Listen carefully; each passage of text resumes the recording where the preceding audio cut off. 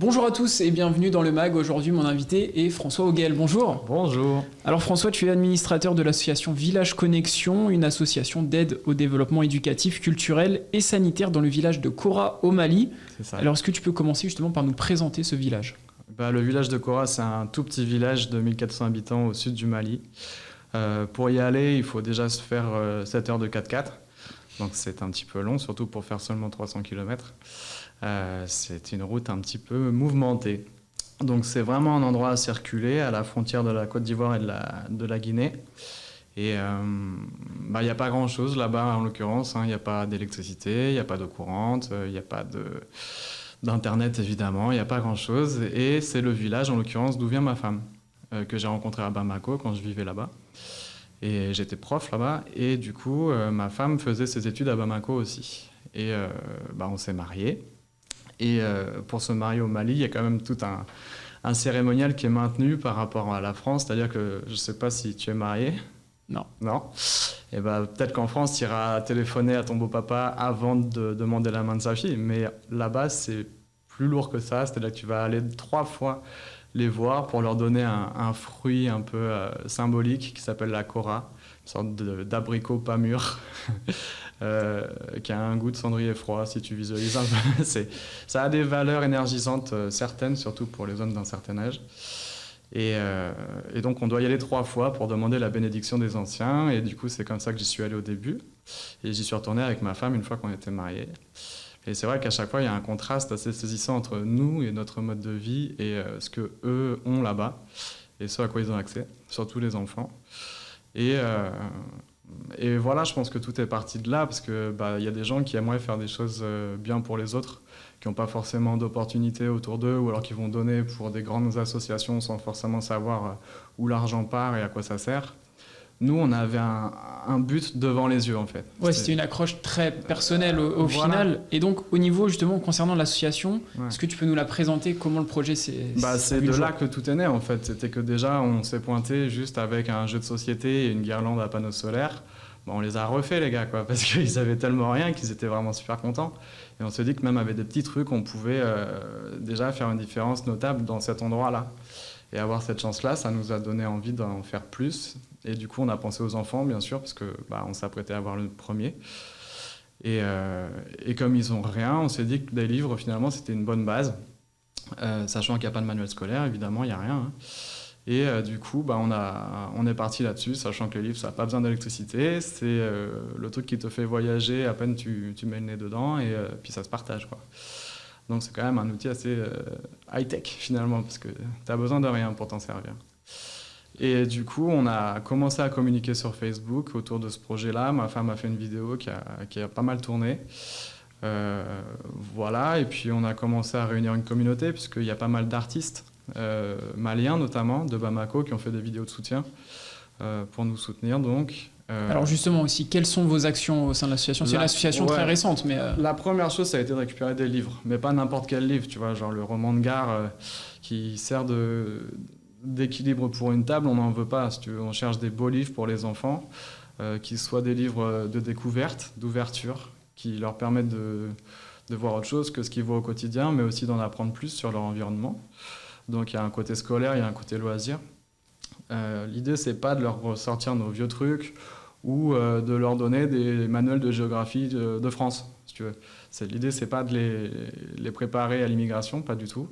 C'est simplement de leur ouvrir d'autres portes qui leur fassent surtout connaître leur pays. Donc ça veut dire aussi s'axer sur des manuels faits là-bas, avec des auteurs maliens, des auteurs ouest-africains, et pas simplement du Victor Hugo et du Verlaine, quoi. Donc vous vous adaptez également en travaillant avec des personnes locales, mais également en France. C'est en cours. Alors justement, comment ça marche concrètement ? Car il y a plusieurs étapes pour participer et faire des dons. Le plus simple, c'est déjà de venir nous voir sur Facebook, puisque c'est là qu'on nous chope le plus facilement pour un petit message en disant « Moi, j'habite à tel endroit, j'ai des livres à donner, vous venez les chercher à tel moment et nous, on vient tout simplement. » C'est pas plus compliqué que ça. Et puis après, il y a d'autres façons de nous aider. C'est-à-dire que là, par exemple, on vient d'organiser une grosse fête pour faire parler de nous. On était quand même 300 dans un château qu'on nous a gracieusement prêté. Le maire de notre ville, Jean-Louis Roussel, que je tiens à remercier d'ailleurs. On a fait une fête de 300 personnes où on a organisé pas mal de choses. On a fait un défilé de mode malienne, où on a présenté même certains aspects de la culture malienne. Est-ce que tu peux nous en parler justement de cette culture Le défilé, en l'occurrence, c'était à la base l'idée de représenter plusieurs tribus, enfin plusieurs ethnies exactement, du Mali, avec leur mode vestimentaire et avec leur style respectif. Et à la fin, de présenter une petite scène de mariage, parce qu'on a tous la chanson dans la tête du dimanche à Bamako, mais c'est vrai qu'effectivement, c'est vraiment le sport national, le mariage, la fête, le faste. C'est tout un apparat, et donc on voulait montrer un petit peu ça, et aussi tout l'aspect mémoire qui va avec, et toute la tradition et la croyance qui va avec.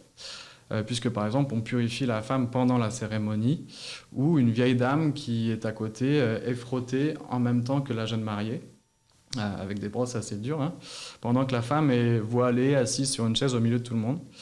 Et en fait, l'idée, c'est de purifier la jeune femme et de tous les mauvais esprits, de toutes les mauvaises ondes qu'on aurait voulu lui transmettre, et que la vieille dame reprenne sur elle ses énergies négatives, puisque elle, de toute façon, elle est en fin de vie et qu'elle accepte de se sacrifier, quoi. C'est donc une découverte de la culture africaine et donc malienne par ces rites. On peut leur trouver cette vidéo justement sur Facebook. Sur Facebook, vous retrouverez toutes les vidéos de la fête et pas mal de photos. Et d'ici peu, on va aussi faire une petite fête avec les bénévoles qui se sont révélés pendant l'événement, pour les remercier et puis essayer de pérenniser l'aventure avec eux et leur demander leur avis pour améliorer le process. Alors une fête qui s'est déroulée à Hautot-sur-Seine, quel bilan est-ce que vous en tirez? Est-ce qu'il y a eu de nouveaux partenaires, des bénévoles? Tu en as parlé, combien de livres est-ce que vous avez reçus? C'est ça qui a été ouf. Plus que le nombre de livres, même si on en a reçu pas mal, c'est vraiment les rencontres qu'on a faites en amont déjà pour rencontrer tous les gens qui nous ont aidés par la suite, du village notamment, mais aussi des élus, le maire de notre ville qui nous a vraiment beaucoup aidés, qui nous a mis en relation avec les maires des villes voisines, de tous les amis de Mariam, donc des artistes maliens. Mariam, c'est ma femme et donc la présidente du projet. Beaucoup d'artistes qui se sont mobilisés pour être là à la fête, même en venant de très loin pour certains. Et ça, sur leur fond, vraiment pour prêter main forte. Tous les villageois qui se sont spontanément proposés pour aider, qui ont même pris à charge certains aspects de la soirée, qui ont donné de leur temps, de leur énergie, de leurs moyens. Et vraiment, il y a eu un truc qui s'est fait autour de cet événement-là, et qui a fait qu'on a rencontré vachement de monde, et qui a vraiment réuni tout le monde lors de la soirée, toutes les générations, toutes les classes. C'était vraiment ce moment qui était hyper fédérateur, et rien que pour ça, ça valait le coup. Et puis l'idée, bien sûr, c'est de créer une activité plus longue dans l'année, c'est-à-dire avoir des ateliers de coiffure africaine, de cuisine africaine, de découverte d'auteurs africains peut-être. Alors justement, comment ça va se passer ces ateliers? Comment prendre contact avec vous? Est-ce que c'est accessible à tous? Alors, encore une fois, c'est sur Facebook qu'on communique le mieux. Donc, s'il se passe des choses, il suffit de nous suivre sur Facebook, et puis vous le saurez de toute façon par ce biais-là. Il y a un numéro de téléphone aussi qui est donné. Vous avez un lien WhatsApp directement sur Facebook si vous voulez me contacter directement, moi ou mon épouse.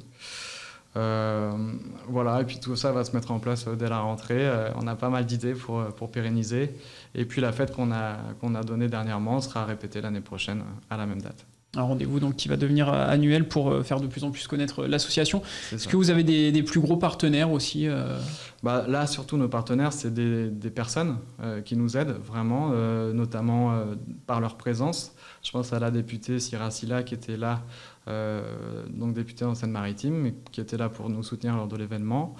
Les maires de notre commune, mais aussi celles alentour, qui étaient là aussi pour montrer leur soutien et qui ont apporté des moyens derrière pour que ça s'organise. On a reçu, comme je vous l'ai dit, d'aide d'amis, mais aussi des amis qui ont des entreprises, qui ont mis ces entreprises à profit pour l'événement. Et de nouveaux partenaires, des imprimeurs notamment, qui nous ont gracieusement aidés aussi pour la promotion de l'événement, et grâce à qui on a pu faire entre autres une exposition photo pendant la fête. Et des photos qu'on peut retrouver également, on peut retrouver des photos en vente aussi, ouais. En vente sur le site internet. Il y a également des photos des enfants du village de Cora sur le site internet. Je vous invite vraiment à aller sur le site internet villageconnexion.wordpress.com, sur Instagram et sur Facebook également, pour découvrir tout ça. Il y a les vidéos, il y a toute l'actualité à suivre. Merci à toi François Auguel d'avoir participé à l'émission. Merci beaucoup. Merci et à très bientôt sur Sensation. Et sachez, vous pouvez également retrouver cette émission sur notre site et application Radio Sensation.